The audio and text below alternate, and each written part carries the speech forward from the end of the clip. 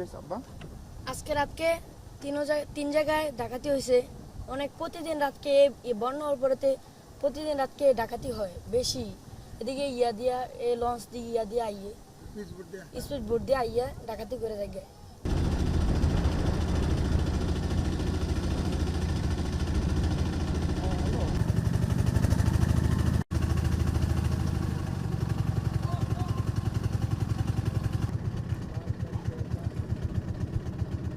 এটা তো একটু ভিতরের এলাকা, লোকজন এসেছিল ত্রাণ ত্রাণ দিতে আগে। আমরা অনেক কষ্টেতে আছি, গরু বাছলে অনেক কষ্টেতে আছি। এই গরু বাছা হারে কোনো ফেল যেতে পারি না। এখন আমরা- সবচেয়ে কি জিনিস জরুরি দরকার আপনার? আমরা জরুরি তেল, চাল, ডাল এগুলোর সমস্যা। আমরা কোনো জীবনে গরু বাছলে এই আস্থানাতে আছি। আমরা এই বাড়িতে আসছিলাম, এখান থেকে আমরা এই আস্থানাতে আসছিলাম। আমরা খাবার পানিও কষ্ট। তো বাবা, আপনাদের মূল দরকার কি? আমরা ডাল চাল আমরা দরকার তেল দরকার আমরা তো এই গ্যাসও নাই আমরা তো খাবার পানি কি সবচেয়ে বেশি জরুরি দরকার? পানির দরকার আমরা পানির দরকার ডাল চালেরও দরকার আমরা তেলের দরকার আমরা তো আইনা কোনো কিনে খাইতেরি না আমরা যেই জায়গায় বাড়ি ঘর লই গেছে গা তো আমরা তো তেল পয়সা নাই আমরা কিনে না খাই না আমরা তো অভিজ্ঞ নাই আমরা কিনে খাই আপনাদের নৌকাটা ক্লোজ করেন শুনবি বিশুদ্ধকরণ সেটা ইম্পর্টেন্ট। এই কারণে আমরা এখানে প্রায় 150 প্যাকেট এনেছি, ত্রাণ এনেছি, সাথে আমরা পানি বিশুদ্ধকরণ ট্যাবলেট এনেছি। কিছু কিছু ক্ষেত্রে আমরা ফিটকিরিও দিচ্ছি। সেই ক্ষেত্রে তারা যেন এটা প্রপারলি ইউজ করতে পারে সেজন্য আমরা একটা রিটার্ন ইনস্ট্রাকশন দিচ্ছি প্রত্যেকটা প্যাকেটের সাথে।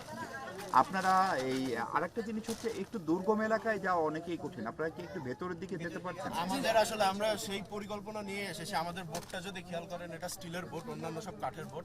তো আমাদের পরিকল্পনা একটু দুর্গম এলাকায় যাওয়া, যেখানে সবাই হয়তো বা পোষাতে পারে। থ্যাংক ইউ ভাই।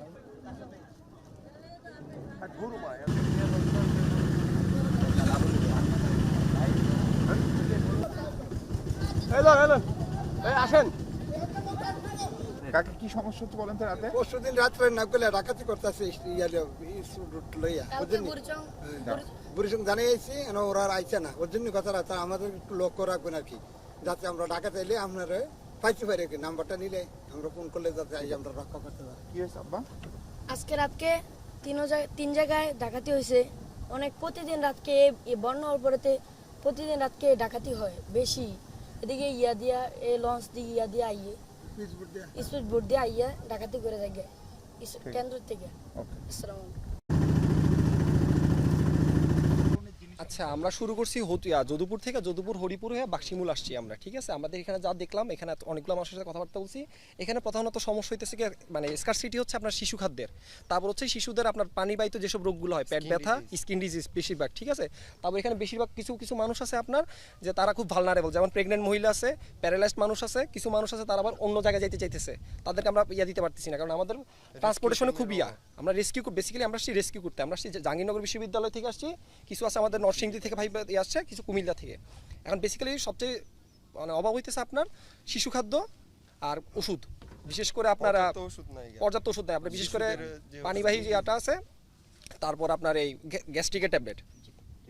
এই অঞ্চলটা ঠিক আছে, ওইদিকে বলরামপুর আছে আর ওইদিক দিয়ে আপনার পিতাম্বর আছে। ওই পাশে আপনার পানিটা মোটামুটি একটু কম আছে, ওইদিকে তার সবাই টানতে চলে জায়গা। এদিকে নৌকা ছাড়া কিন্তু আসার কোনো ওয়ে নেই, আমরাও যাইতে পারতেছি না, ঠিক আছে।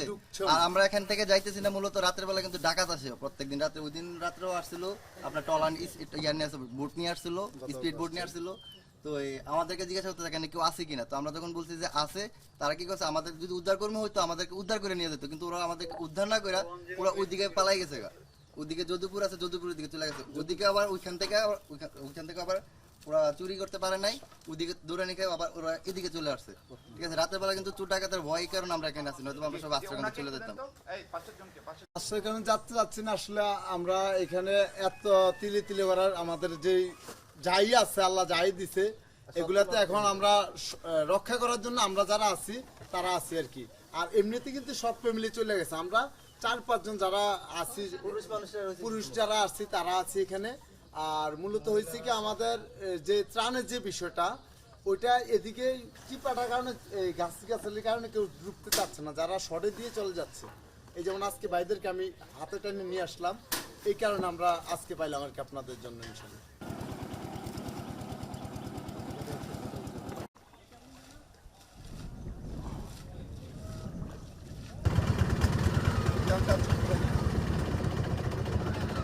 রাতে 2-3 বাজে এই জায়গায় ডাকাত দল ট্রলার নিয়ে নৌকা নিয়ে আক্রমণ করে। কার বাড়িতে করছে, কবে করছে? ওই দিন এই বাড়িতে করছে, এরপরে বাতান করছে ওই দিন, এরপরে হাসেম ডাক্তারের বাড়িতে করছে। বা তারপরে সিলামাল্লা করলে আছে না, ওই যে নদীর ঝুপগুলো আছে না গাছের, এই জায়গায় এসে বসে থাকে।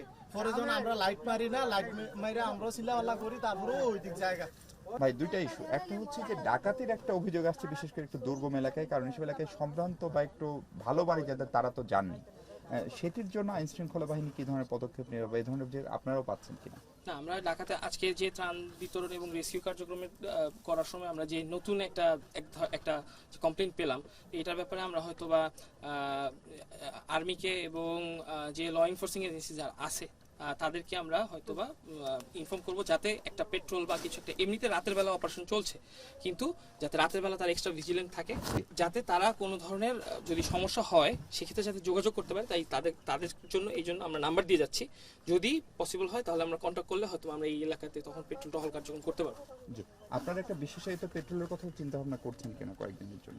বিশেষত পেট্রোল আপনারা বা পুলিশ? হ্যাঁ, আমরা তাহলে আর্মির সাথে কোঅর্ডিনেশন করে, যেহেতু রাতের বেলা এই এলাকাটা চেনা খুব ডিফিকাল্ট, সো আমরা চেষ্টা করছি তাহলে একটা কোনো একজন রিপ্রেজেন্টেটিভ এই এলাকার লোকাল কেউ একজন গাইডকে নিয়ে তখন হয়তো বা রাতের বেলা বিশেষ টহল করা যেতে পারে। এটা আমরা তাদেরকে ইনপুটটা দিচ্ছি, তারপর আমরা চিন্তা করে হয়তো বা ডিসিশনটা নিতে জি, পারবো। আরেকটা বিষয় আমরা দেখলাম যে অনেকেই বাড়ি ছাড়তে চাচ্ছেন এই ত্রাণ দিতে এসে, এবং যাদের বাড়ি ডুবে গেছে তারা তো চলে গেছে, কিন্তু যাদের বাড়ি পাকা বাড়ি তারা ছাড়তে চাচ্ছেন, এইটার ব্যাখ্যা কি তাদের? আমার কাছে মনে হচ্ছে এই এলাকাতে অনেক লোকজন আছে যারা প্রবাসী, এবং তার কারণে যেটা হয়েছে কিছু কিছু বাসায় অনেক সময় আমার কাছে মনে হচ্ছে যে তাদের কিছু এক্সপেন্সিভ আইটেমস রয়ে গেছে, যেটা তারা এখান থেকে রেখে যেতে চাচ্ছেন না, হয়তো বা চুরি হতে পারে বা কিছু একটা, এই কনসেপ্ট থেকে অনেকে যেতে চাচ্ছেন না, এটাই আমার কাছে মনে হয়েছে। আর এমনিতে দুর্গম এলাকায় ত্রাণ পৌঁছানোর ব্যাপারে আপনাদের পদক্ষেপ কি বা কার্যক্রম? দুর্গম এলাকাতে ত্রাণ পৌঁছানোর ব্যাপারে আমরা লোকাল যারা গাইড আছে বা কোঅর্ডিনেটর আছে তাদের সাথে কথা বলে আমরা যেমন জানতে পেরেছি যে বক্সিমূল এবং এই এলাকাটাতে, আপনারা অনেকের কাছে জেনেছেন যে এই এলাকাটাতে নর্মালি ত্রাণ অত পৌঁছায় না। সো আমরা চেষ্টা করতেছি ফার্দেস্ট কর্নার যেখানে যাওয়া যাচ্ছে আমরা, এবং আজকে যতদূর পর্যন্ত পারা যায় আমরা ততখানি কাভার করছি। এটাই হচ্ছে কি আমাদের, এবং আমরাও এই জিনিসটা মেসেজটা দিয়ে দিব যাতে বোটগুলো যাতে দুর্গম এলাকাগুলোতে বেশি ঢুকে। পানি ওঠার 3 থেকে 4 দিন পর অনেকেই ত্রাণের দেখা পেলেন। এর প্রধান কারণ যেটি ছিল নৌযানের সংকট, সেটি নিয়ে এগিয়ে এসছেন সরকারি বেসরকারি নানা সংস্থা। অনেকেই বলছেন এভাবে যদি সবাই এগিয়ে আসেন, আন্তরিকতা দেখান, তাহলে হয়তো ত্রাণের অভাবে থাকে এইসব মানুষ খানিকটা ভালো থাকার স্বপ্ন, ঘুরে দাঁড়ানোর স্বপ্ন আবারও দেখতে পারবেন। মাহফুজ মিশু, যমুনা নিউজ, বরিচং, কুমিল্লা।